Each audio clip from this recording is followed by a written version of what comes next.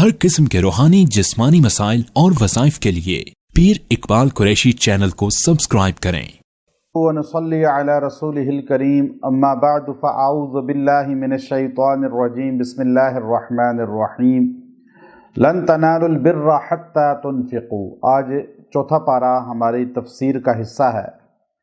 चौथा पारा के आगाज़ में अल्लाह तबारक व तआला ने नेकी के कामिल अकमल दर्जे का जिक्र किया। नेकियां तो बहुत सारी हैं दुनिया में, हर इबादत, हर नेक काम, हर अच्छा काम, खैर का काम वो नेकी है। बिर अरबी ज़बान में कहा जाता है अताअत को और अच्छाई को, खूबी को। जब इसका ताल्लुक़ मखलूक के साथ हो तो ये अताअत और अच्छाई, खूबी, नेकी होती है। जब इसका ताल्लुक़ अल्लाह के साथ जोड़ा जाए बिर का, तो इसका मानी बनेगा रज़ा, खुशनुदी, यानी अल्लाह राज़ी हो गया। तो अब यहाँ जो अल्लाह ने ईमान के कामिल दर्जे का जिक्र किया है कि तुम कोई भी खैर का काम करो, अच्छाई का काम करो, नेकी का काम करो, लेकिन एक चीज़ अपने कल्ब में महसूस करके इंसान तवज्जो करके वो नेकी का काम करे कि मैं अल्लाह के लिए जो काम कर रहा हूँ, क्या मैं अपने फारिग वक़्त में अल्लाह को टाइम दे रहा हूँ।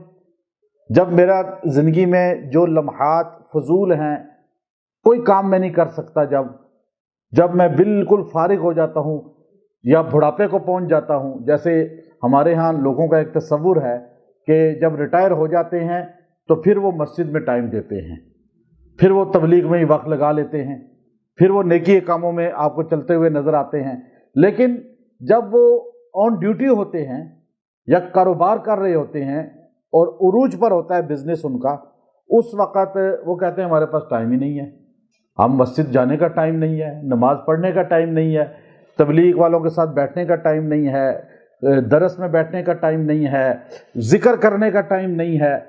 यानी अपनी फजूल जो फारिग औकात हैं वो देते हैं। अल्लाह ने कहा, अल्लाह रब्बुल इज़्ज़त ने कि तुम लन तनालुल बिर्रा, तुम नेकी के कमाल दर्जे को नहीं पहुंच सकते, हत्ता तुनफिकू मिम्मा तुहिब्बून, जब तक तुम खर्च अपनी महबूब चीज़ ना करो। यानी फुर्सत के अय्याम नहीं, फुर्सत के औकात नहीं, मशगूल औकात अल्लाह को दो। जितनी बड़ी महबूब चीज़ अल्लाह को दोगे, तुम्हारे कल्ब पे एक ज़रब पड़ेगी ना। जब तुम महबूब चीज़ अल्लाह के लिए निकालोगे तो अब एक तरफ जो है 10 रुपये का नोट है, एक तरफ 1000 रुपये का नोट है। अब अल्लाह के घर में देना है, अल्लाह के बंदों को देना है, सदका खैरात करना है, तो 10 रुपये आपको पसंद नहीं है, मामूली चीज़ है, आप निकाल के दे देते हैं। लेकिन 1000 का नोट तो आपको पसंद है, आप कहते हैं इसको रहने दो, लेकिन आपने वो निकाल के दे दिया तो आपने गोया के नेकी के कमाल दर्जे को पा लिया। अब्दुल्ला इब्न उमर रज़ी अल्लाह तआला अन्हु अपने वालिद के पास आए, उमर रज़ी अल्लाह तआला के पास। हज़रत उमर फरमाया करते थे कि मेरा बेटा अब्दुल्ला मुझसे भी ज़्यादा फ़क़ीह है, मुझसे भी ज़्यादा अल्लाह का डर रखने वाला है। और इस उम्मत का जो मुहद्दिस है हदीस का, वो कहा गया अब्दुल्ला इब्न उमर को। इतने रोने वाले थे अल्लाह के सामने।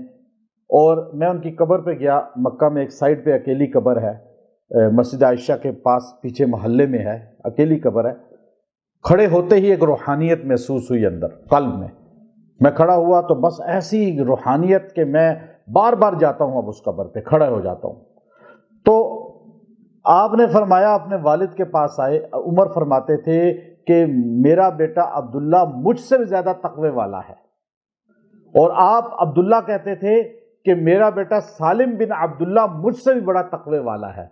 यानी बाप बेटा पोता तीनों मुत्तकी थे और तक़वे वाले थे। तो अब्दुल्ला आए, कहने लगे अबू उमर रज़ी अल्लाह से, अब्बा जान, अल्लाह ने कहा लन तनालुल बिर्रा हत्ता तुनफिकू मिम्मा तुहिब्बून, तुम कामिल दर्जा नहीं पा सकते ईमान का जब तक महबूब चीज़ अल्लाह को ना दो। मैंने देखा है मुझे सबसे महबूब चीज़ जो है मेरी फलां बांदी है, नौकरानी है, मैं उसको अल्लाह के लिए आज़ाद करता हूँ।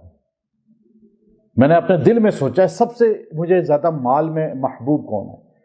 हज़रत ज़ैद इब्न हारिसा आए, आकर कहने लगे या रसूल अल्लाह, یہ میرا گھوڑا ہے، یہ مجھے اپنے مال میں سب سے محبوب ہے، یہ میں اللہ کی راہ میں دیتا ہوں۔ حضور علیہ السلام نے وہ گھوڑا ان سے لے لیا اور ان کے بیٹے اسامہ کو تھما دیا کہ یہ میں تمہیں ہدیہ دیتا ہوں۔ انہوں نے کہا یا رسول اللہ میں تو دے دیا اللہ کی راہ میں، آپ نے میرے بیٹے کو اسامہ کو واپس کر دیا۔ کہا تم نے اللہ کو دیا، اللہ اور اللہ کے رسول نے قبول کر لیا، اور اللہ کے رسول نے تمہارے بیٹے کو دے دیا۔ اب یہ چیز ہے کہ محبوب چیز اللہ کے راہ میں دینا، محبوب چیز یہ ہے تنفقوا مما تحبون۔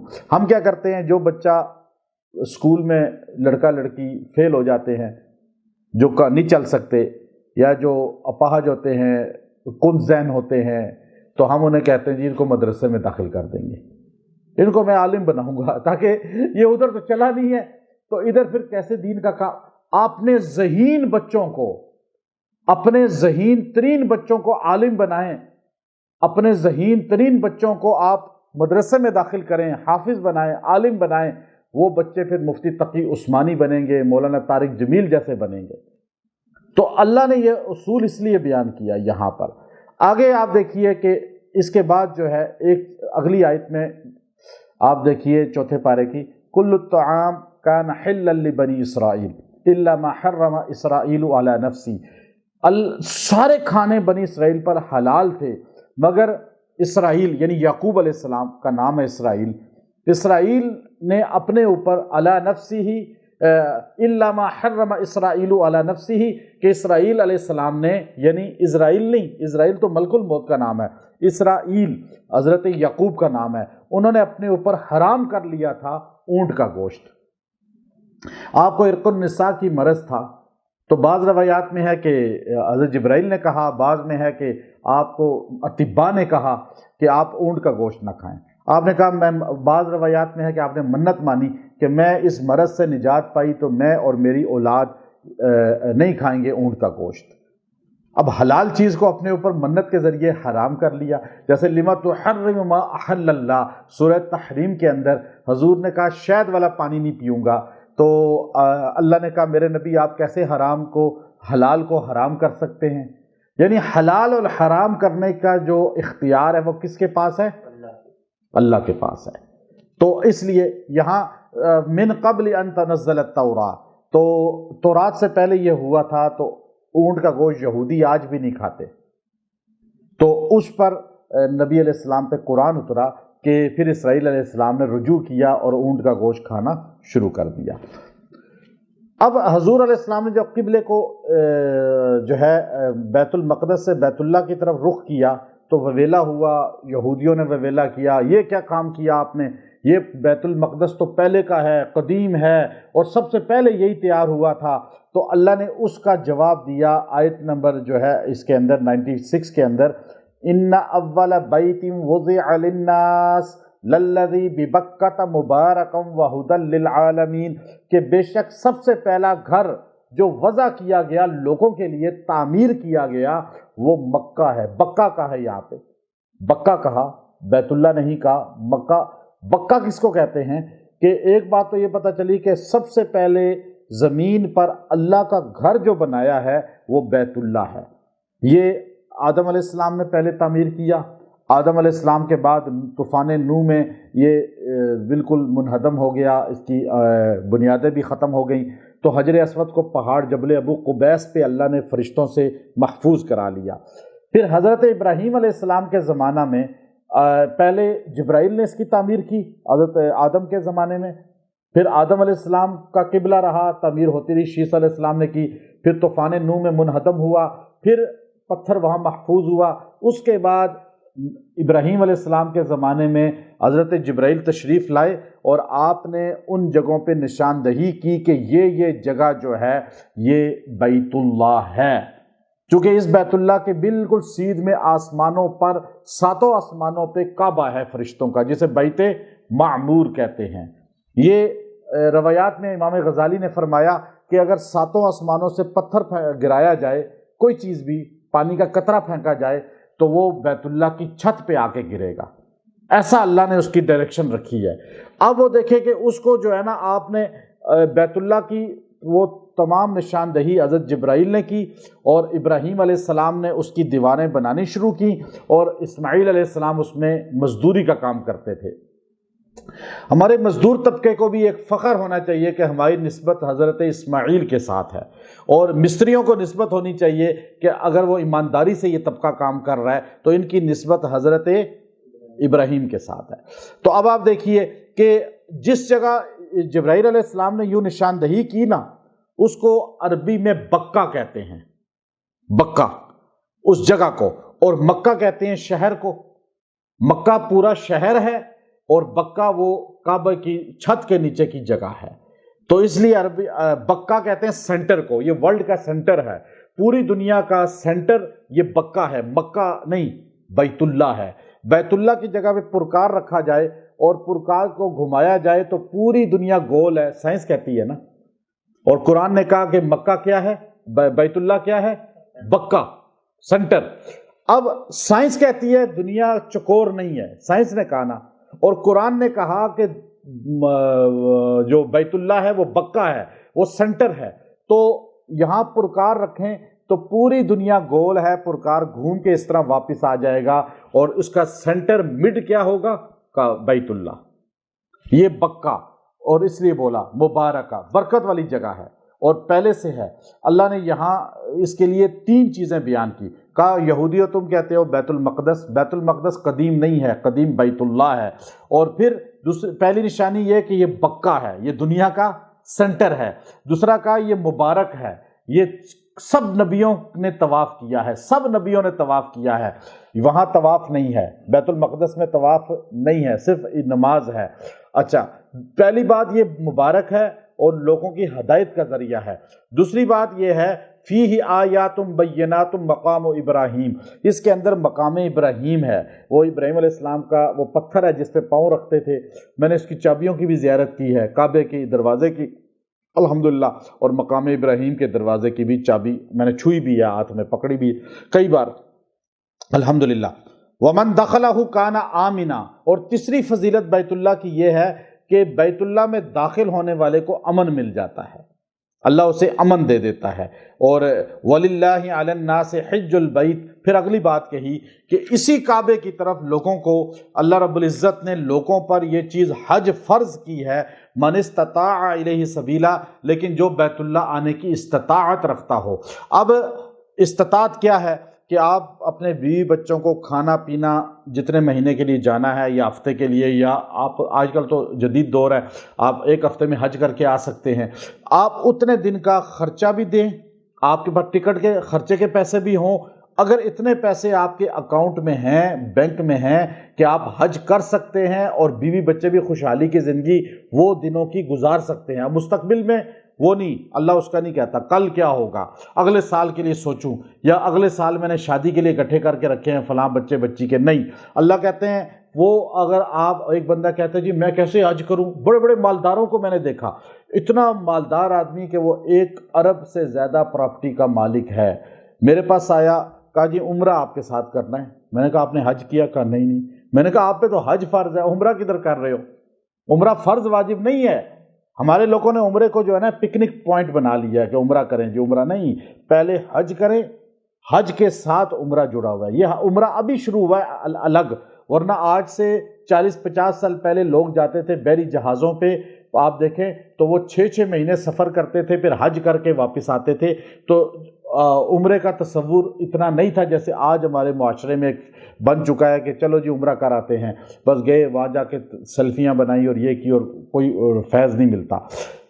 میں نے اس بندے سے کہا کہ آپ پہ تو حج فرض ہے، آپ پہلے حج کریں۔ اس نے کہا میں نے ابھی بچوں کی شادیاں کرنی ہیں۔ میں نے کہا اللہ کے بندے، بچوں کی شادیوں پہ آپ جو لگانا چاہتے ہیں کہ جی بچے کی شادی کروں گا، میں نے کہا کتنا خرچہ ہوگا؟ کہ بیٹی کی شادی پہ کم از کم 40 لاکھ لگے گا، 50 لاکھ لگے گا، اور بیٹے کی شادی پہ اس پہ بھی تقریباً اتنا ہی لگے گا۔ میں نے کہا اللہ نے تمہیں کہا ہے کہ 50 لاکھ لگاؤ؟ کہا نہیں، لوگ کیا کہیں گے؟ میں نے کہا یہ فضولیات پہ خرچ کر رہے ہو اور حج چھوڑ رہے ہو۔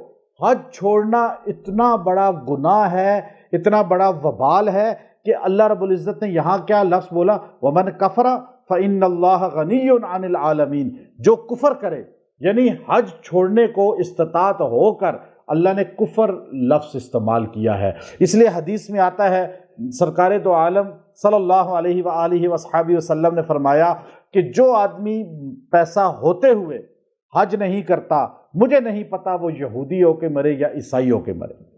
اس لیے سب سے، اب وہ کہتے ہیں جی میرے بچوں کی شادی کرنی ہے، میں نے کہا 50 لاکھ تم لگاؤ گے اور سوچ رہے ہو کہ کب کرنی ہے یہ نہیں پتا، رشتے ابھی نہیں ہوئے، لیکن تم پیسہ جمع کر کے رکھا ہوا ہے کہ حج ابھی نہیں کرنا، پہلے شادیاں کراؤں گا، تو یاد رکھیں یہ شیطان کا دھوکہ ہے۔ حج کرنے سے بندہ مالدار ہوتا ہے۔ یہ حدیث کے اندر آتا ہے، نبی علیہ السلام نے فرمایا جو حج عمرہ کرتا ہے اللہ اس کا رزق بڑھا دیتے ہیں، بڑھا دیتے ہیں۔ ہم نے ایسے بندوں کو دیکھا، کراچی کا ایک بندہ جو ہے طالب علم سا تھا، عالم بھی اتنا نہیں ہے، لیکن وہاں حج میں مجھے ہر سال ملتا، میں جاتا، کہنے لگا، میں نے کہا کیا کام کرتے ہیں؟ کہا میری کراچی میں ایک مسجد کے باہر ٹوپیوں کا سٹال ہے۔ میں نے کہا ہر سال حج کرتے ہیں؟ کہا بس اللہ لاتا ہے۔ جب انسان حج کرتا ہے، عمرہ کرتا ہے، آپ اپنے اوپر جو پیسہ لگاتے ہیں، حدیث میں آتا ہے وہ 70 گنا واپس ہو جاتا ہے، اللہ واپس دیتے ہیں، اور میں نے آزمایا ہے اس کو۔ تو لوگ سمجھتے ہیں کہ پیسہ کم ہو جائے گا حج عمرہ کیا، نہیں، یہ واپس ہوگا آپ کو، اور انشاءاللہ اس سے آپ کا رزق بڑھے گا، یہ ذہن میں رکھ لیں۔ دوسرے رکوع کی پہلی آیت، یا ایھا الذین آمنوا اتقوا اللہ حق تقاتہ ولا تموتن الا وانتم مسلمون، بڑی عجیب آیت ہے اور جھنجھوڑنے والی آیت ہے۔ ہمارے ایک دعویٰ ہے اور ہم اس پہ سکون کی زندگی گزار رہے ہیں کہ ہم مومن ہیں، مسلمان ہیں، جنت ہماری ہے، جنت میں ہم ہی جائیں گے، یہ ہمارا نظریہ ہے۔ مرد عورتیں فسق و فجور میں پڑے ہوئے ہیں، گناہوں میں پڑے ہوئے ہیں، لاؤبالی کی زندگی گزار رہے ہیں، اور اللہ رسول کو ہم نے بھلا دیا ہے، تو پھر بھی ہمارا یہ دعویٰ ہے کہ جنت ہمارے لیے بنی ہے۔ اب یہاں اللہ نے ایمان والوں کو خطاب کیا، کافروں کو نہیں، کافروں کو خطاب نہیں کیا، اللہ نے ایمان والوں کو خطاب کیا یا ایھا الذین آمنوا۔ تو جب اللہ کہ قرآن پاک میں 90 مقامات پہ کہتے ہیں یا ایھا الذین آمنوا، جب اللہ نے یہودیوں کو خطاب کیا تو آپ قرآن میں بھی دیکھیں یا ایھا الذین ہادوا، جب تورات میں یہودیوں کو خطاب ہوا تو اے یہودیوں، جب انجیل میں نصارہ کو خطاب ہوا یا ایھا المساکین، اے مساکین، لیکن ہمیں اللہ نے جب خطاب کیا تو ہمیں اللہ نے اپنا نام دیا، آمنو، ایمان والو، اللہ کا نام ہے مومن، اللہ نے ہمیں مومن نام دیا۔ اللہ 90 مقامات پہ جب کہتے ہیں یا ایھا الذین آمنو تو ہمیں متوجہ ہو جانا ہے۔ جب لاؤڈ سپیکر مسجد کا کھلتا ہے، ایک ضروری اعلان سنیے، تو کیسے متوجہ ہوتے ہیں؟ جب بریکنگ نیوز آتی ہے چینل پر، ٹی وی میں، تو ہم ایک دم متوجہ ہوتے ہیں، بریکنگ نیوز، یہاں ایک بریکنگ نیوز ہے، یہ اللہ ہمیں کچھ بتانا چاہ رہے ہیں، اب ہمارے کان فوراً متوجہ ہوں، یا اللہ آپ کیا کہنا چاہ رہے ہیں؟ آگے اللہ نے کہا خطاب کس کو ہے یہاں؟ ایمان والوں کو نا۔ اور اللہ کیا کہتا ہے؟ اتقوا اللہ، اتقوا اللہ، ڈرو کس سے؟ اللہ کا ڈر اپنے اندر پیدا کرو، حق تقاتہ، ایسے ڈرو جیسے ڈرنے کا حق ہے۔ اب آپ جو ہے نا پولیس والے کا ڈرنے کا حق ادا کرتے ہیں نا، پولیس والا نظر آ جائے، ابھی ہم جا رہے ہوں، گاڑی چلا رہے ہوں، تو اب گاڑی چلاتے چلاتے ایک دم موبائل ہم سن رہے ہیں تو ہمیں نظر آ جائے کہ وارڈن نظر آ جائے، تو ہاتھ نیچے ہوگا یا نہیں ہوگا؟ موبائل ایک دم ہٹا لیں گے نا، کیونکہ اس کے ڈرنے کا حق ادا کر رہے ہیں نا، پتہ ہے چلان ہو جائے گا۔ لیکن اللہ کے ڈرنے کا حق ہی کوئی نہیں ادا کر رہا کہ اللہ ہر جگہ موجود ہے۔ اور فرمایا حدیث جبرائیل، بخاری شریف، حدیث ایمان جسے کہا جاتا ہے کہ ان تعبد اللہ کأنک تراہ فإن لم تکن تراہ فإنہ یراک، کہ تو اللہ کی عبادت ایسے کر گویا کہ تو اللہ کو دیکھ رہا ہے۔ یہ ہے ایمان، احسان کا درجہ۔ اگر یہ نہیں کر سکتے، کم از کم اتنا درجہ بنا لیں کہ اللہ مجھے دیکھ رہا ہے۔ یہاں کہا گیا اللہ سے ڈرو، حق ادا کرو کہ کم از کم اللہ مجھے دیکھ رہا ہے ہر جگہ۔ گناہوں سے بچو، نافرمانیوں سے بچو، ڈرنے کا حق ادا کرو۔ ڈرنا اس طرح نہیں ہے جیسے سانپ سے، بچھو سے ڈرتے ہیں، بجلی کی وائرنگ کو، تار کو ہاتھ لگاتے ہوئے ڈرتے ہیں، آگ کو ہاتھ لگاتے ہوئے ڈرتے ہیں، نہیں، اللہ سے ڈرو محبت میں، جیسے انسان اپنے محبوب کو ناراض نہیں کرتا کہ وہ ناراض ہو جائے گا، کوئی اس کی میں نہ کروں ایسی نافرمانی۔ تو اصل اللہ سے ڈرنا اس طرح ہے۔ اللہ کوئی تھانے دار تو نہیں ہے، SHO تو نہیں ہے کہ اللہ بندے کا اوپر ظلم کرے گا، اللہ ظالم نہیں ہے۔ یہاں آگے جو آخری جملہ بولا ہے نا، الا وانتم مسلمون، اور مرنا تو مسلمان ہی مرنا۔ اب دیکھیں نا، ایمان والوں کو خطاب کر کے اللہ کہہ رہا ہے ایمان والوں موت تمہیں آئے تو اسلام کی حالت میں آئے۔ پتہ یہ چلا کہ بہت سے ایمان والے مرتے وقت ایمان سے، اسلام سے محروم ہو جاتے ہیں۔ بریگیڈیئر اسلم صاحب تھے، ایم ایچ کے ہیڈ جنرل بھی بن گئے بعد میں، تو وہ تبلیغی جماعت کے ساتھ ہمارے ادھر بھی آئے، تو فرمانے لگے کہ ایمرجنسی میں بہت سے لوگ ہمارے سامنے فوت ہوئے، لیکن اتنے لوگ فوت ہوئے ہیں ایمرجنسی میں، لیکن ہم پر میں نے چند لوگوں کے علاوہ کسی کو کلمہ پڑھتے ہوئے نہیں دیکھا۔ ایک آدمی مر رہا تھا تو اس کی زبان سے ہاؤس فل نکل رہا تھا، میں اسے کہہ رہا تھا لا الہ الا اللہ، لا الہ الا اللہ، تو وہ ابھی کسی کو یہ نہیں کہنا چاہیے پڑھو لا الہ الا اللہ موت کے وقت، کہ وہ انکار کر دے گا، کافر ہو جائے گا۔ آپ نے خالی اس کے سامنے تکرار کرنا ہے، پڑھنا ہے۔ تو میں نے اس کو کہا لا الہ الا اللہ، لا الہ الا اللہ، وہ کہے ہاؤس فل، تو اسی طرح مر گیا۔ ہم نے اس کے اعزہ سے پوچھا جب آئے کہ یہ کیا کام کرتا تھا کہ یہ جملہ کہتے کہتے مرا ہے، تو اس کے رشتہ داروں نے بتایا کہ اس کا سنما گھر تھا، روز کال کر کے پوچھتا تھا ہاؤس فل ہے، تو وہ ہاؤس فل اس کی زبان پہ ایسا چڑھا کہ مرتے وقت بھی زبان پہ ہاؤس فل ہے۔ اس لیے ذکر کو اپنی عادت بنائیں، مرنا تو مسلمان ہی مرنا، ایمان پہ موت آ جائے یہ اصل ہے۔ آگے اللہ رب العزت نے فرمایا وَاعْتَصِمُوا بِحَبْلِ اللَّهِ جَمِيعًا وَلَا تَفَرَّقُوا، اور اللہ کی رسی کو مضبوطی سے پکڑو، وَلَا تَفَرَّقُوا، اور تفرقے میں نہ پڑو۔ اب یہاں دو باتیں ذہن نشین کر لیں۔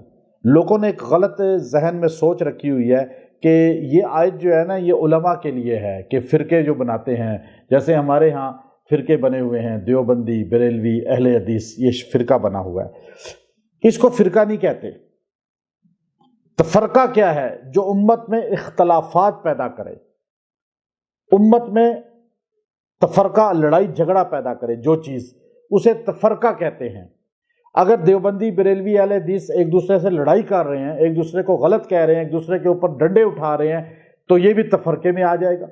اگر اپنی اپنی سوچ اور جو ہے ایک فروعی اختلاف کو سامنے رکھ کے چل رہے ہیں، تو فروعی اختلاف میں اختلاف ہونا یہ تفرقہ نہیں ہے۔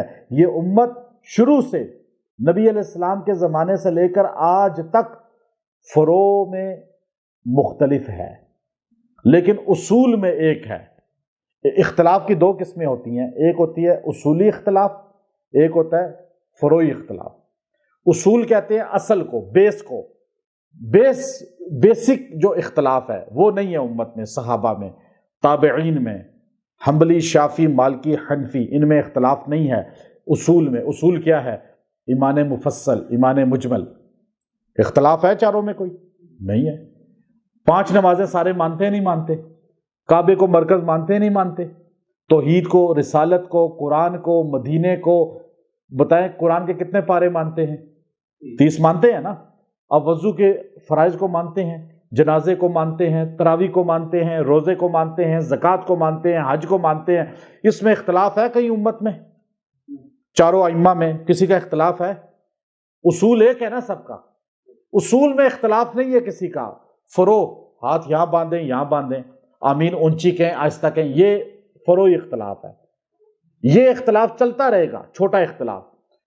اصل کیا اختلاف ہے؟ یہاں جو منع کیا گیا کہ ایک دوسرے کے خلاف تقاریر کرنا، ان کو کافر کہنا، ان کو غلط کہنا اور اپنے آپ ہی کو جنتی کہنا، یہ اختلاف ہے۔ اب اصل چیز اب سمجھیں، اصل چیز کیا ہے؟ کہ اصل چیز یہ ہے کہ آج جو سیاسی اختلاف کر کے جماعتیں بناتے ہیں سیاسی، اور وہ سیاسی جماعتیں بنا کے ایک دوسرے کے کارکنوں کو ایک دوسرے کے خلاف ابھارتے ہیں اور دوسرے کو غلط کہتے ہیں، اپنے کو صحیح کہتے ہیں، اور یہ اختلاف آج ہمارے ملکوں میں چل رہا ہے یا نہیں چل رہا؟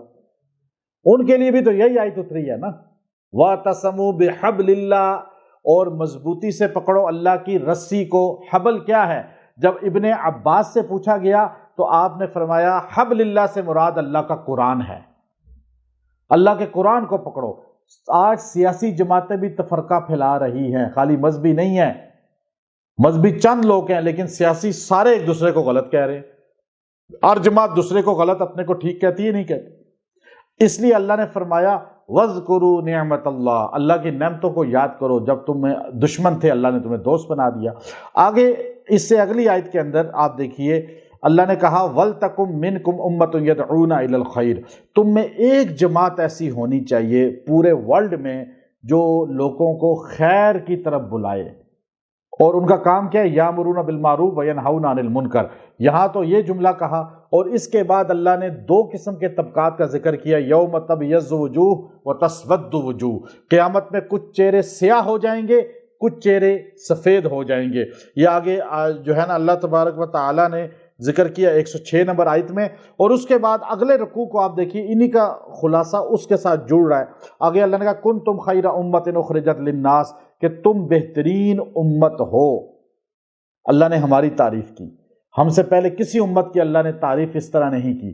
اللہ نے ہمیں بھیجا اور ہمیں اللہ رب العزت نے ضعیف بنایا، ہمارے اندر کمزوریاں ہیں، ہمارے اندر عمریں کم ہیں، ہماری عبادات مختصر ہیں، ہمیں اللہ نے جو ہے نا ضعیف امت بنایا، لیکن اللہ فرماتا ہے تم بہترین امت ہو، اخرجت للناس، تم لوگوں کے لیے پیدا کیے گئے ہو، اپنے لیے نہیں ہو۔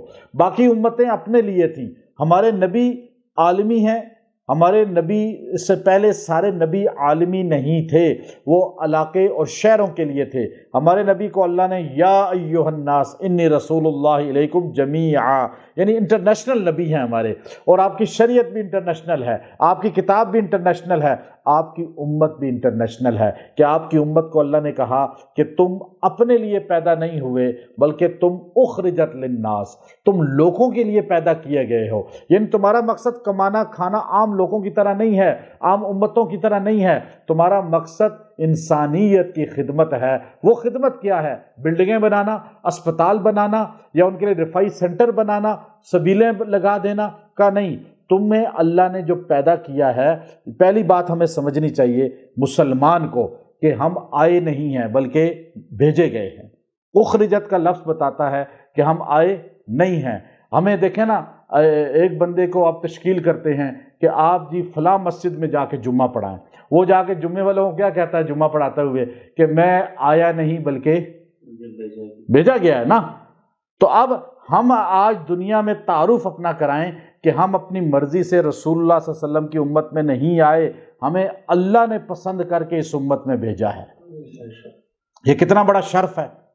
حضرت ربیع ابن عامر رضی اللہ تعالیٰ عنہ ابن کثیر البدایہ میں لکھتے ہیں کہ وہ رستم کے دربار میں گئے، پرانے کپڑے پہنے ہوئے، گدا ہاتھ میں، گدے پہ بیٹھے ہوئے گئے تھے، اور شاہانہ دربار تھا، اور انہوں نے جا کے گدے کو باندھا اور جا کے رستم کے ساتھ کرسی پہ بیٹھ گئے۔ وہ حیران ہو گئے کہ یہ عجیب آدمی ہے، بدو ہے عرب کا، اور محمد عربی کا غلام ہے، اور یہ عرب کا ایسا بدو ہے، ایسے تہذیب کا نہیں پتہ کہ یہاں اس کو پاؤں میں بیٹھنا چاہیے تھا، لیکن وہ جا کے بالکل برابر بیٹھ گئے۔ تو رستم حیران ہو کر کہنے لگا کیوں آئے ہو؟ تعارف پوچھتے ہوئے کیوں آئے ہو؟ آپ نے کہا میں آیا نہیں ہوں، میں بھیجا گیا ہوں۔ کہا کس نے بھیجا ہے؟ کہا ہمیں اللہ نے بھیجا ہے۔ اب یہ ہمارا تعارف ہے ہر مسلمان کا جو صحابہ کرا کے گئے، چونکہ ہم صحابہ کے غلام ہیں۔ تو کہا کیوں بھیجا ہے؟ لنخرج العباد من عبادت العباد الى عبادت رب العباد، ہمیں اللہ نے اس لیے بھیجا ہے کہ ہم لوگوں کو مخلوق کی بندگی سے نکال کے اللہ کی عبادت پہ لے آئیں، بندوں کے سامنے سر جھکانے سے نکال کے اللہ کے سامنے سر جھکانے پہ لے آئیں۔ اب آپ دیکھیے ہمیں اللہ نے کیوں بھیجا؟ لوگوں کو نفع، وہ نفع کیا ہے؟ بلڈنگیں نہیں، اسپتال نہیں، بلکہ آگے اللہ نے کیا فرمایا کہ تامرون بالمعروف وتنہون عن المنکر، تم اچھی بات کی تبلیغ کرتے ہو اور بری بات سے تبلیغ کرتے ہو، سمجھاتے ہو لوگوں کو۔ وتؤمنون باللہ، اور آگے کس کا ذکر کیا؟ اللہ پر ایمان رکھتے۔ اچھا، اب ایمان کو پہلے ذکر کرنا چاہیے تھا نا اصولی طور پہ۔ کہیں بھی اللہ جب ذکر کرتا ہے نا ایمان کا، والعصر ان الانسان لفی خسر الا الذین آمنوا، پہلے کہا نا۔ ہر جگہ عامل الصالحات بعد میں ہے۔ دیکھیں عمل صالح بعد میں قرآن میں ذکر ہوتا ہے اور ایمان پہلے ذکر ہوتا ہے، لیکن یہ واحد مقام ہے جہاں ایمان بعد میں ذکر ہے اور تبلیغ کیوں؟ اس پر امام قرطبی نے کہا وجہ یہ ہے کہ تبلیغ جو ہے اچھی بات کی کرنا اور بری بات سے روکنا، یہ ایمان بننے کا ذریعہ ہے۔ جب تبلیغ کرے گا تو ایمان بنے گا نا، اور کہے جی میں تبلیغی جماعت کے ساتھ جاتا ہی نہیں ہوں، میں ان کو مانتا ہی نہیں ہوں، تو ایمان کیسے بنے گا؟ اس لیے یاد رکھیں میری بات، اللہ نے یہاں پہلے تبلیغ کا ذکر کیا، بعد میں ایمان کا۔ اچھا، صحابہ کہتے تھے کہ تعلمنا الایمان، نہیں، تعلمنا الایمان ثم تعلمنا القرآن، ہم نے پہلے ایمان سیکھا پھر قرآن سیکھا۔ یہ کیوں کہا جملہ کہ پہلے قرآن نہیں سیکھا، پہلے کیا سیکھا؟ صحابہ پہلے تبلیغ مکے میں کرتے تھے یا پہلے نماز پڑھی؟ پہلے تبلیغ کی نا مکے میں، اللہ کی توحید کی، نبی کی رسالت کی۔ اعمال تو بعد میں آئے، چونکہ اعمال پہ تب انسان جاتا ہے، مضبوط ہوتا ہے، جب اس کا ایمان اندر کا دل مضبوط ہو جاتا ہے۔ تو اس کے لیے اللہ نے یہ دیا تامرون بالمعروف، اور آگے آپ دیکھیے کہ اس کے ساتھ ہی کر شروع کر دیا آگے منافقین وہ طبقہ ہے جو دل میں مسلمانوں سے بغض رکھتا تھا، اور اس کا ذکر اللہ تبارک و تعالی یہاں 118 نمبر آیت میں کر رہے ہیں، یا ایھا الذین آمنوا لا تتخذوا بطانۃ من دونکم لا یعلونکم خبالا، اے ایمان والو مت اپنا رازدار بناؤ منافقوں کو۔ منافق کون ہے؟ جس کی زبان اور دل متضاد ہو، دل سے وہ آپ کا بغض رکھے اور زبان سے آپ کی تعریف کرے۔ لوگ آتے ہیں نا ہمارے پاس بھی، آپ بھی دیکھتے ہیں ہر بندے کے زبان ان کے سامنے تعریف کرتے ہیں، بزرگوں کے سامنے بھی، ہمارے بڑے بڑے علماء ہیں ان کی پیٹھ پیچھے غیبت کر رہے ہوتے ہیں اور منہ پہ ان کی تعریف کر رہے ہوتے ہیں۔ تو یہاں منافق کو اللہ نے کہا کہ ایمان والو منافقوں سے بچو، لا تتخذوا بطانۃ من دونکم، مت ان کو اپنا رازدار بناؤ، لا یعلونکم خبالا ودوا ما عنتم قد بدت البغضاء من افواہہم، یہ جو ان کے اندر ہے نا بغض، وہ ان کی زبان سے زیادہ ہے۔ زبان سے تو یہ آپ کے سامنے بہت زیادہ جو ہے نا، ان کی زبان سے آپ بغض دیکھتے ہیں، ودوا ما عنتم، آپ کو ظاہر ہوتا ہے جب یہ بولتے ہیں نا آپ سے، ان کے لہجے سے پتہ چلتا ہے کہ یہ آپ کا بغض رکھتے ہیں۔ اور وما تخفی صدورہم اکبر، لیکن زبان کا بغض تو آپ محسوس کر رہے ہیں، میرے نبی کے صحابہ، یہ منافق ایسے ہیں کہ جو اندر ان کا چھپا ہوا ہے نا، تخفی صدورہم اکبر، وہ بغض تو اس سے بھی بڑا ہے۔ اور آگے فرمایا ہا انتم اولائی تحبونہم ولا یحبونکم، یہ ایسے منافق ہیں کہ تم ان سے محبت کرتے ہو کہ چلو میں ان کو قریب کر لوں، ہم ان کو بٹھا لیں، ان کا اکرام کریں، ان کو تھوڑا سا دین کی سمجھ حاصل ہوگی۔ آپ تو محبت سے ان کو قریب کرنے کی کوشش کرتے ہیں، جن سے اصولی اختلاف ہے ہمیں امت کو، یاد رکھیں، جو نبی کو نہیں مانتے، آخری نبی نہیں مانتے، جو حضور کے بعد ختم نبوت کسی اور کے کھاتے میں ڈالتے ہیں، حضور کے بعد کسی اور کو نبی مانتے ہیں، جو قرآن کے 30 پاروں کو نہیں مانتے، جو ابو بکر صدیق کو نہیں مانتے، جو عمر اور عثمان و علی کو نہیں مانتے، جو اہل بیت کو نہیں مانتے، جو صحابہ کو نہیں مانتے، اصولی اختلاف والوں سے یہ کہہ کر ان کے ساتھ بیٹھنا یا ان کو اپنے پاس بلانا یا ان کی جگہوں پہ جانا، یہ شرعاً جائز نہیں ہے۔ اس لیے کہ اللہ نے فرمایا ہا انتم اولائی، ہاں یاد رکھو یہ وہ لوگ ہیں تحبونہم، کہ تم ان سے محبت کرتے ہو، کہ تالیف قلب کے لیے چلو شاید قریب کرتے ہیں، ان کو ہدایت مل جائے، ولا یحبونکم، لیکن یہ تم سے محبت، تم سے کیا، تمہارے بڑوں سے بھی محبت نہیں کرتے، تمہارے صحابہ سے ہی محبت نہیں کرتے۔ وَتُؤْمِنُونَ بِالْكِتَابِ كُلِّ، تم ان کے ساروں کو مانتے ہو، لیکن یہ وَتُؤْمِنُونَ بِالْكِتَابِ كُلِّ، تم ان کی سب کو مانتے ہو، لیکن یہ تمہارے ساروں کو بات کر دی۔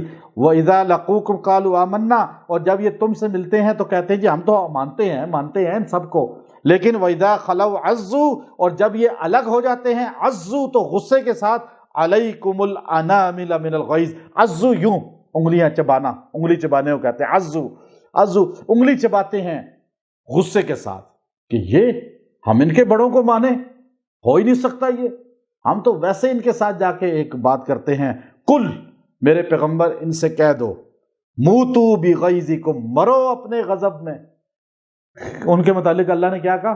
مرو، موتو، مرو बिग़ैज़िकुम, अपनी मुनाफ़क़त और इस बुग़्ज़ में।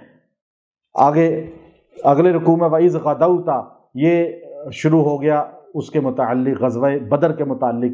और आगे ग़ज़वा उहद की आयात हैं, इसमें अल्लाह ने फ़रिश्ते उतारे हैं और ये पूरा रुकू बताता है कि 3000 फ़रिश्ते, फिर 4000 फ़रिश्ते और 5000 फ़रिश्ते बदर में उतरे हैं।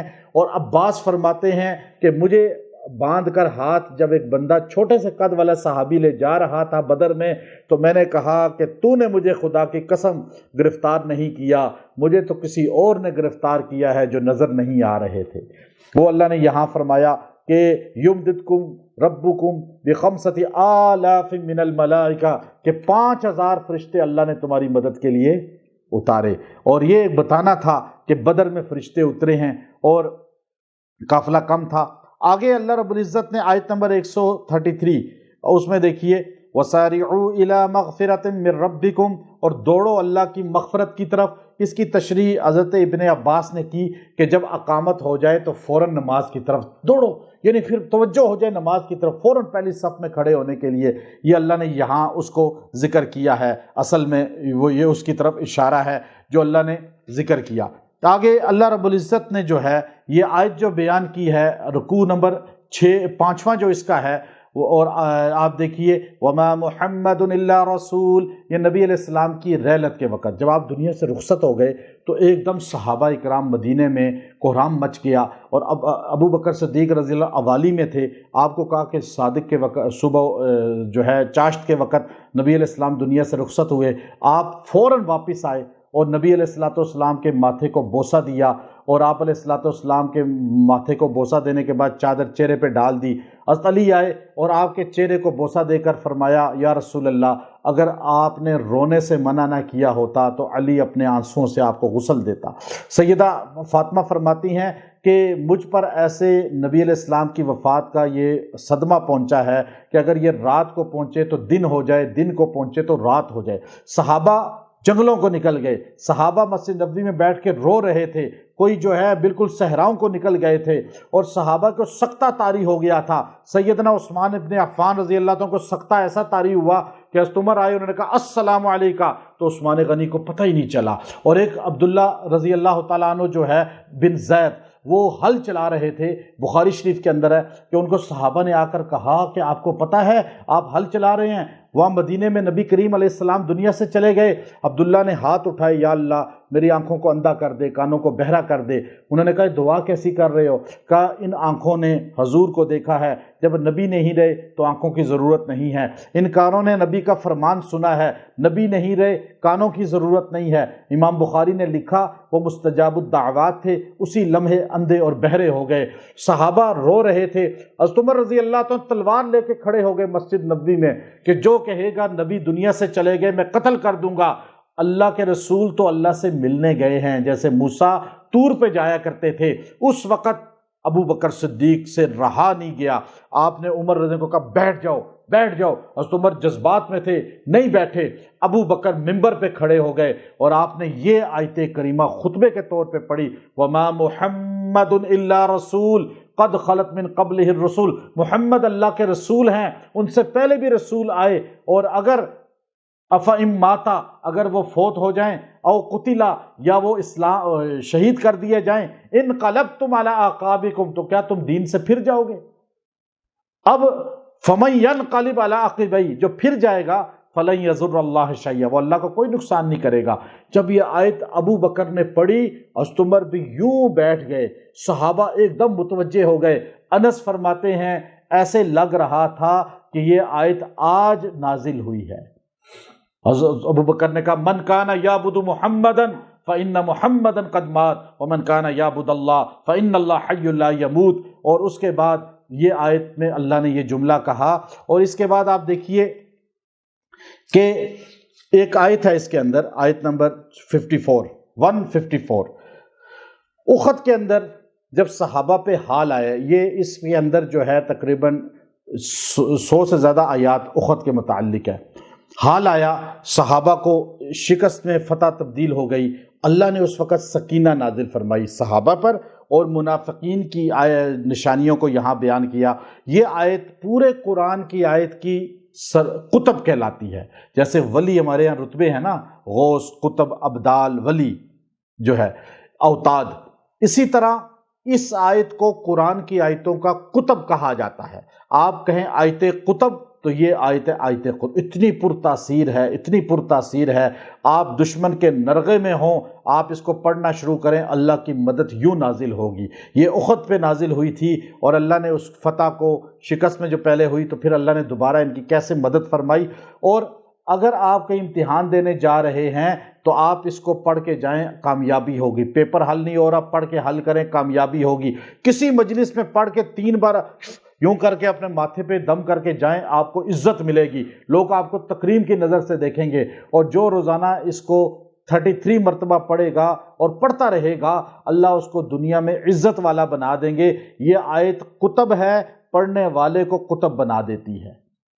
اس کے بارے میں اتنے فضائل ہیں جو ہے ہمارے بڑے جو اکابر ہیں انہوں نے لکھے کہ آپ کو میں وہ بتاتے ہوئے وقت ہمارا یہاں الگ اس کا میں انشاءاللہ بتاؤں گا کسی وقت. ثم انزل علیکم من بعد الغم امنا، اس غم کے بعد امن دیا، نعاسا، پھر اونگ آ گئی، یغشا، آپ کے اوپر تھاری ہو گئی، طائفۃ منکم، لیکن وطائفۃ قد اہمتہم انفسہم، لیکن دوسرا منافقوں کا بھی تھا. اس آیت کو پڑھنے والے کو اللہ تعالیٰ نفاق والوں سے بچا لیتے ہیں، جو آپ کے پیچھے لگے ہوئے ہیں، گھروں کے اندر باہر آپ کے دشمن ہیں، مخالف ہیں. اللہ ان کے شر سے آپ کو بچائے گا. اس کو کثرت سے پڑھا کریں. آگے اللہ رب العزت نے جو ہے آپ دیکھیے کہ جو یہاں پر ایک چیز کو ذکر کیا، آگے آیت نمبر 181 لقد سمع اللہ قول الذین قالوا ان اللہ فقیر ونحن اغنیاء، یہ شان ابو بکر پہ اتری ہے آیت. یہ بڑی حیرت انگیز بات ہے. ایک یہودی تقریر کر رہا تھا کہ من ذا الذی، پیچھے آیت گزری ہے، من ذا الذی یقرض اللہ قرضا حسنا، اللہ کہتا ہے مجھے قرضہ دو، میں بڑھا کے واپس کروں گا. یہودی مجمع میں تقریر کر رہا تھا کہ دیکھو مسلمانوں کے پیغمبر کو کہ محمد صلی اللہ علیہ وسلم کیا کہہ رہے ہیں کہ اللہ غریب ہو گیا، کہہ رہا ہے قرضہ دو. قرضہ غریب مانگتا ہے نا، مفلس مانگتا ہے، اور ان کا رب مانگ رہا ہے جو. اور اللہ کے بارے میں انہوں نے یہ جملی توہینی کہ ابو بکر گزر رہے تھے، دیکھا کوئی مسلمان نہیں ہے یہاں پہ جو بولے، اور یہودی ہنس رہے ہیں اللہ کی توہین پہ، تو آپ سے رہا نہیں گیا، آپ نے اس کو تھپڑ مار دیا. اب وہ مقدمہ لے کر آگے سیدھے نبی علیہ السلام کے پاس کہا، آپ کے صدیق نے، آپ کے یہودی بھی جانتے تھے کہ ابو بکر نبی کے صدیق ہیں، یار ہیں، دوست ہیں. کہا آپ کے دوست نے ہمیں تھپڑ مارا، ہمارے عالم کو. کہا نہیں کہ عمر نے مارا ہوگا. کہا نہیں ابو بکر نے. کہا اچھا بلاؤ. ابو بکر آئے. کہا کیا آپ نے تھپڑ مارا ہے؟ کہ جی یا رسول اللہ، میرے پاس تلوار ہوتی میں اس کی گردن کاٹ دیتا، اس نے اللہ کی توہین کیا. کہا کیسے توہین کی ہے؟ کوئی گواہ ہے؟ وہ یہودی کہیں نہیں جی کوئی توہین نہیں کی. یہودی سارے کہیں نہیں کہ توہین کی. اور آپ نے کہا گواہ ہے ابو بکر؟ کہا یا رسول اللہ میں اکیلا تھا مسلم، یہ یہودی سارے جھوٹ بول رہے ہیں، میں سچ کہہ رہا ہوں. کہا ابو بکر گواہ لے آؤ، ورنہ فیصلہ یہ ہے کہ یہ یہودی آپ کو تھپڑ مارے گا. آپ نے کہا یا رسول اللہ میرے پاس گواہ نہیں ہے اللہ کے علاوہ. ابو بکر نے کیا کہا؟ میرے پاس گواہ نہیں ہے کس کے علاوہ؟ اللہ کے علاوہ. ابو بکر نے ادھر کہا اللہ کے علاوہ کوئی گواہ نہیں ہے. ادھر یہودی ہنس رہے تھے. ابھی مجمع صحابہ میں امام الصحابہ اور صحابہ کے سرخیل یار غار ابو بکر صدیق کو یہودی تھپڑ مارے گا، تاریخ رقم ہو جائے گی کہ مسلمانوں کی مجلس میں ابو بکر کو یہودی نے مارا. ابھی حضور فیصلہ کرنے ہی والے تھے، عرش والے سے رہا نہیں گیا. اللہ نے یہ آیت نازل فرمائی، لقد، میں قسم کھا کے کہتا ہوں، لقد قسمیہ ہے، سمیع اللہ، کون سن رہا تھا؟ اللہ سن رہا تھا. قول، بات، الذین، اس کی، قالو، جو کہہ رہے تھے، ان اللہ فقیر، بے شک اللہ کیا ہو گیا ہے؟ غریب. ونحن اغنیاء، اور ہم مالدار ہیں، اللہ ہم سے قرض مانگ رہا ہے. یہ آیت اتری، صحابہ نے نعرہ تکبیر بلند کیا کہ ابو بکر کی شان اور دفاع تو عرش والا کرتا ہے، فرش والے کریں گے تو کس کی سنت ادا ہوگی؟ اللہ کی. یہاں اور آگے آپ دیکھیے کہ ایسا اللہ نے اس میں جہاد میں شہید ہونے والوں کے متعلق ہے کہ ان کو مردہ نہ کہو، اس کی تشریح گزر چکی ہے۔ یہ جو آخری رکوع ہے نا سورہ آل عمران کا، یہ ہمارے نبی تہجد میں اٹھتے تھے تو آسمان کو دیکھ کر یہ پڑھا کرتے تھے، ان فی خلق السماوات والارض، یہ آخری رکوع کی جو دعائیں ہیں، اور لا تخلف المیعاد تک، یہاں تک ہمارے نبی تہجد کے وقت پڑھا کرتے تھے۔ جو آدمی تہجد کے وقت ان کو آیات کو پڑھ کے آسمان کی طرف دیکھ کر جو دعا کرے گا اللہ قبول کر لے گا، اللہ رد نہیں کرتا۔ آپ کو بڑی سے بڑی پریشانی ہے، آپ رات کو تہجد کے وقت اٹھیں، وضو کریں پہلے، اس کے بعد آسمان کو دیکھ کر یہ آیتیں پڑھ کر، چند آیتیں ہیں بس، آپ یہ پڑھ کے دعا کریں، آپ کی وہ دعا اسی رات میں قبول ہو جائے گی، کیونکہ یہ ہمارے نبی کا طریقہ تھا۔ اور اس کی آخری آیت بڑی خاص آیت ہے، دیکھیے، یا ایھا الذین آمنوا اصبروا وصابروا ورابطوا واتقوا اللہ لعلکم تفلحون۔ اے ایمان والو، یا چار چیزیں اللہ نے ایمان والوں کو وصیت کی ہیں، چار چیزیں۔ پہلے ایمان والوں کا اصبروا، صبر کرو، دوسرا صبر کے ساتھ جو ہے صابروا، ثابت قدم رہو، اور رابطو یعنی آگے کے لیے بھی تیار رہو، واتقوا، اور تقوی بھی اختیار کرو۔ یہ چار کام اگر ایمان والے کریں گے تو کامیاب ہو جائیں گے۔ پہلے ہر بات پہ صبر، بدلہ ہی نہیں لینا ہر ایک سے، ایک دم گالیاں نہیں دینی، ایک دم لڑائی نہیں کرنی، میاں بیوی بھی یہی کام کریں، بہن بھائی بھی یہی کام کریں، خاندان برادری۔ دوسرا، ہمارے سیاسی لوگ بھی یہی کام کریں، ایک دوسرے کے بارے میں صبر کریں۔ اور دوسری بات ہے صابرو، یعنی ثابت قدم رہیں اپنی بات پہ، حق بات کو نہ چھوڑیں، حق بات پہ ڈٹے رہیں۔ رابطو، آئندہ کے لیے بھی تیاری کریں اپنی حق بات کے لیے۔ اور واتقوا اللہ، اللہ کا ڈر اپنے اندر پیدا کریں، لعلکم تفلحون، کامیاب انسان بن جاؤ گے۔ بچہ بہت روتا ہو، نہ چپ کرتا ہو، یہ 11 بار پڑھ کے یہ آیت اس پہ پھونکیں، بچے کا رونا ختم ہو جائے گا۔ نظر لگ جائے 11 بار دم کریں۔ اگر کوئی بندہ جو ہے ڈر جاتا ہو خواب میں، تو یہ 11 بار پڑھ کے پانی پہ دم کر کے پیے اور سینے پہ پھونکے اپنے پڑھ کے، انشاءاللہ اللہ تبارک و تعالیٰ اس کو ڈر، خفقان، خوف، دل کی جو بے-چینی ہے، اور یہ چیزیں ختم کر دیں گے۔ اس آیت میں اتنی فضائل ہیں کہ آپ اس کو جس مقصد کے لیے یہ چار چیزوں کو سامنے رکھ کے پڑھیں، اللہ آپ کو وہ چیزیں عطا فرمائے گا۔ سورہ نساء یہ ہمارے اس درس کا آخری حصہ ہے۔ سورہ نساء کی میں فضیلت آپ کو بتا کر پھر سورہ نساء کا ترجمہ اور تفسیر کل کے درس میں شامل کریں گے۔ سورہ نساء یہ قرآن حکیم کی واحد صورت ہے جس کو خواتین کے نام سے منسوب کیا گیا ہے، یعنی یہ اسلام کی جامعیت ہے۔ اسلام کی جامعیت ہے۔ جامعیت کیا ہے کہ آپ دیکھیں آج دنیا کفر کہتی ہے کہ عورتوں کے حقوق نہیں ہیں اسلام میں، دنیا کفر کہتی ہے کہ اسلام میں عورتوں کو حق نہیں مل رہے، اور عورتیں اپنے حق کے لیے میدان میں نکلتی ہیں اور بڑے بڑے کتبے اٹھاتی ہیں، کہتی ہیں ہمیں ہمارے حقوق دو۔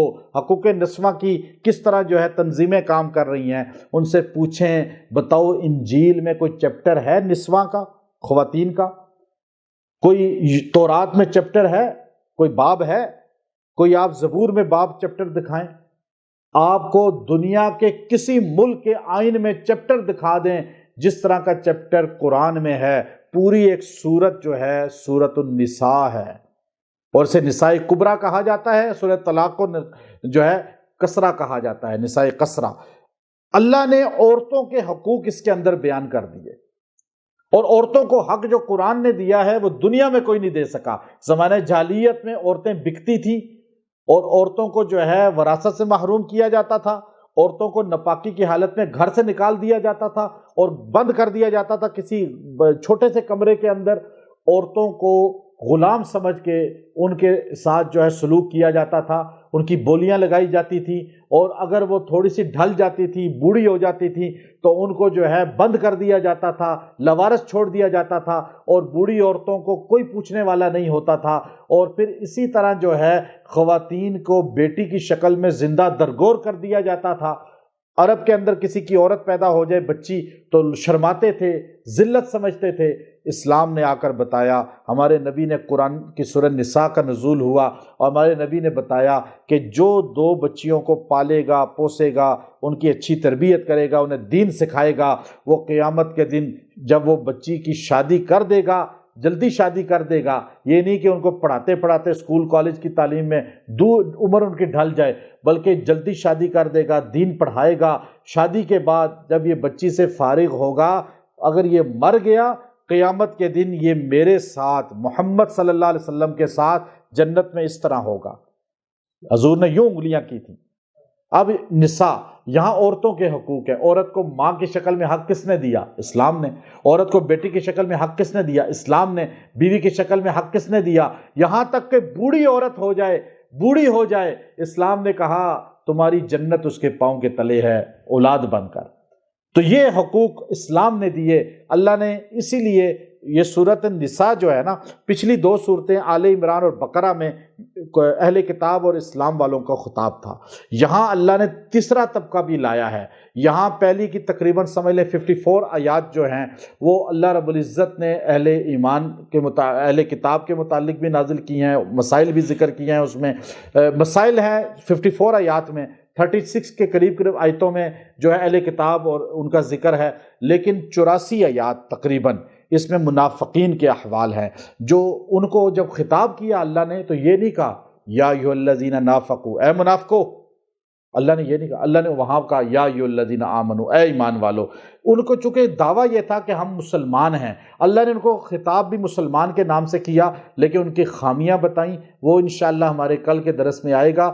سورۃ النساء اتنی فضیلت والی ہے، گھر میں لڑائی جھگڑے ہوں، گھر میں اگر آپ کے دنگا فساد ہے، نا اتفاقی ہے اور آپ کی نافرمانی ہو رہی ہے، تو آپ سورۃ النساء کو پانی پہ دم کر کے گھر والوں کو پلا دیں، انشاءاللہ ایک بار پلانے سے ہی آپس میں نفرتیں ختم ہو جائیں گی، الفت قائم ہو جائے گی۔ اگر آپ کی بیرا روی کا شکار ہے اولاد، تو آپ سورۃ النساء، عورتیں بیرا روی کے شکار ہیں تو مرد چاہے بیرا روی کا شکار ہیں، آپ ان کو پانی پہ دم کر کے پلائیں، اللہ ان کو بیرا روی سے ہٹا دے گا، اطاعت کی طرف لے آئے گا۔